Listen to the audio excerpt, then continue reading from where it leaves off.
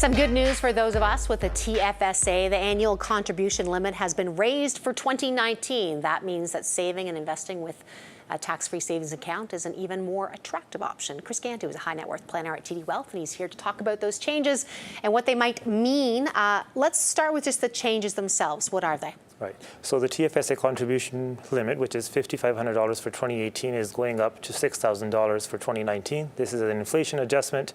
Back in 2009, when Tfsa first started, it started off at $5,000. So we're just playing inflation catch-up. Yeah, nice, which is great. We get that extra room. Now, I know we're going to bring up a chart here. We can talk to people about what over time we've been able to contribute. So as you mentioned, back in 2009, it started off at $5,000. There's a look at it right now. So cumulatively, we are now we'll be able to contribute up to 2019 up to $63,500. Right. So, although the annual limit seems small, cumulatively, it is significant, especially for a family that you have 3 or 4 individuals. You can all contribute to it.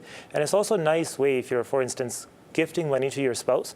Well, you might as well use it to gift into the Tfsa. At the very least, there is no attribution of income back to you because the Tfsa doesn't earn any taxable income. That's great. Right? What about flexibility? Because the one thing that the Tfsa has provided people, different from an RRSP, if you're using it to save for that, is the flexibility. You can take money in and out.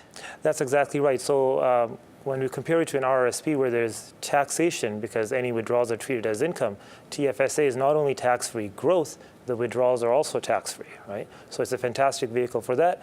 Plus, you get whatever you've withdrawn, you get to put that money back in without affecting your contribution limits. The only catch is that refresh only happens in Jan 1 of the following year. So if I take some money out today, I have to wait until Jan 1, 2019 to be able to refresh it.